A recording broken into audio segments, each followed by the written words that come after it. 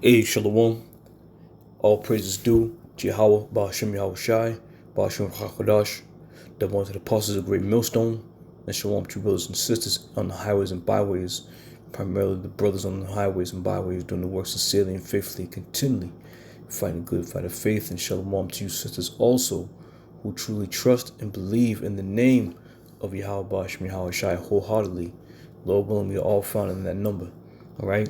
So the title of this lesson is going to be The Mountains of Ararat. Okay. And there's a specific reason why I entitled that. Because Esau, he likes to go around picking and cherry picking and choosing things in the Bible that he wants to believe to be true. Okay. And anything outside of that, he likes to refer to the Bible as, a man-written book, if you will. All right, so without further ado, I'm going to play a quick clip, about a minute and some change.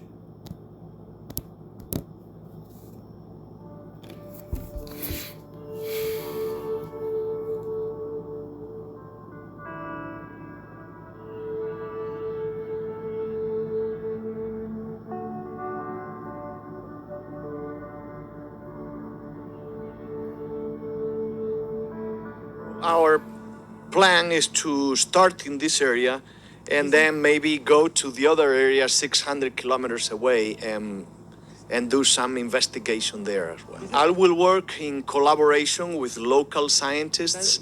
What we do when we find important things is we publish it in serious books and publications and journals where we can show serious, rigorous work done. Once the scientific community knows, we can make it available to the general public. We want the general public to know our findings. But at this point, it's too early to know what we are going to find. Well, I'll stay here for 5 or 6 days. I'm attending the symposium on Noah's Ark. And then I'll do some field work. I'm going to visit a few sites studying the geology of the Ararat region.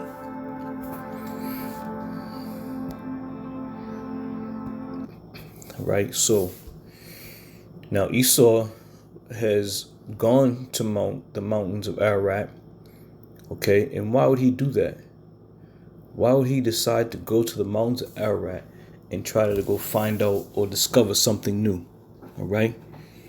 So before we answer that question, let's go find out where Esau got the inspiration from to go find Mount Ararat and to find what was on top of Mount Ararat. All right. This is Genesis chapter 8. And I'm going to start at the 3rd verse and work it on down. It says, "And the waters returned from off the earth continually. And after the end of the 150 days, the waters were abated." Verse 4, it says, "And the ark rested in the 7th month, on the 17th day of the month, upon the mountains of Ararat." Okay? So this is where Esau got his information from. The scriptures, the Bible. Okay? A book that they want to try to demonize when it comes to certain things such as homosexuality. They want to demonize the Bible. All right? When it comes to multiple wives, they want to demonize the Bible. But anything that helps pursue, fortune for their pockets, these devils will plaster it all over the world and push it too. Push it hard. Okay? So, let's go back. Excuse me. Let's go back.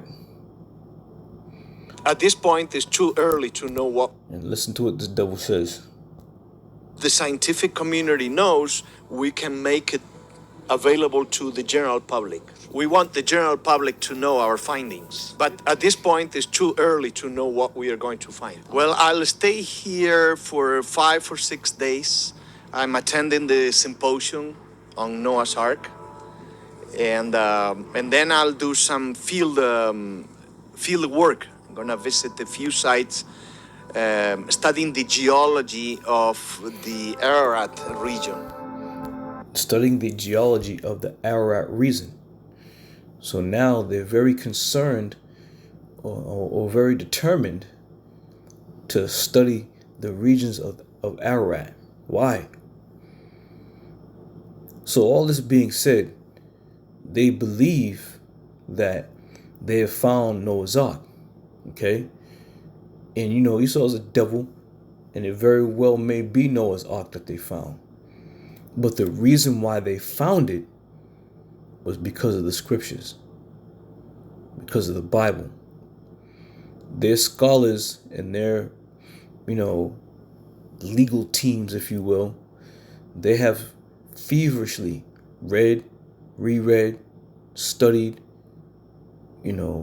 looked up words, looked up definitions, went to certain locations, and all things point to one word: truth.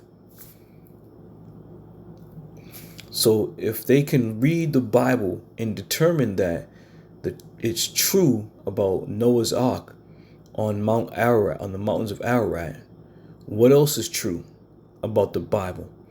What else is true about what these devils want to hide? Okay?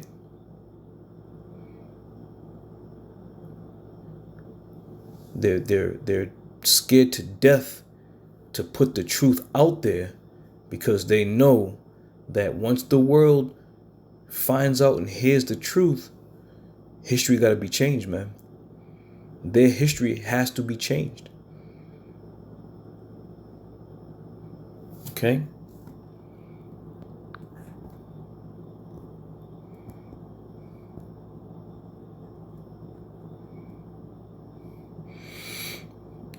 It says, verse 5, and the waters decreased continually until the 10th month. In the 10th month, on the first day of the month, were the tops of the mountains seen. And this is why this devil said he's going to study the Ararat region. Because everything that we're reading right now they're going to go and show and prove that, okay, what was said and what was written in the scriptures is true. But at the same time, it's going to be a curse unto them. Because the deeper you get into this word, the more information you start to find out. As it is written, that adversaries can neither naysay nor resist. Okay? And it's going to come to pass that they're going to stumble or come across the fact that they're the Edomites. Now, I was watching Elder Apostle Arimlam's video, and Esau has that closed caption mode where you can text, speech to text, if you will. Don't you know that it'll let you say every other nation of people, but it won't let you say Edomites? It won't translate or convert Edomites. It'll let you say Esau. It'll type out Esau, because when you go into the history of Esau, the only information you're really going to get is the brother of Jacob. But knowing through the Spirit, we have now understanding of who this devil is, okay, and what his biblical nationality and title is. They're not gonna let anybody, or try at least, let anybody find out who they really are. We of the Hebrew Israelites, we're quick to tell you that the so-called white man are the Edomites. We're quick to tell you that. But when the white man hears that, he's trembling. So be that as it may, we're going to, Lord willing, I'm going to be able to get into a few other, questions, if you will, concerning things that Esau has read in the scriptures, concerning the things that he has brought out, okay? And also things that he has read in the scriptures and things that he don't want brought out. Why is that? Because he knows that the word of Yahweh Shem Yahweh Shai is faithful and true. They've worked feverishly for hundreds of years to keep this information secret, so that when people pick up the Bible, they pick the Bible up because they know it's just a tradition, if you will, that people do so. Because I'll say a good percentage, 90+% of the people do not read the Bible. They don't read it. They love it's a decorative piece. It sits on the mantle. It sits on the table. It's kitty cornered. It's opened up to the center book of Psalms. It got the book finding mark tassel in there, draped inside. Okay? And when the devil Esau, when he knows this to be true, that most people just don't read the Bible.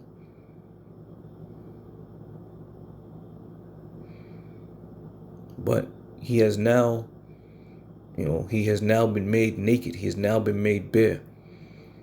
So what else does this devil know to be true in the Bible but refuses to speak on it? All right, Lord willing, that's going to be the next lesson. And until then, it was quick, to the point. The mountains of Ararat, and why Esau decided to go searching around the mountains of Ararat. Because he's read the scriptures, he understood the scripture, and he knows the scripture to be true. And this is why this devil's trembling.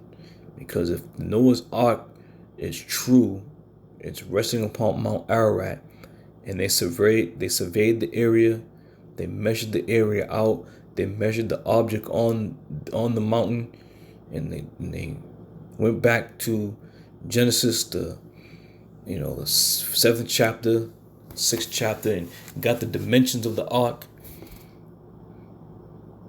He knows he's in for a bad ending, man. He knows it. All right. So Lord willing, I'll see you brothers in the show. I say shalom.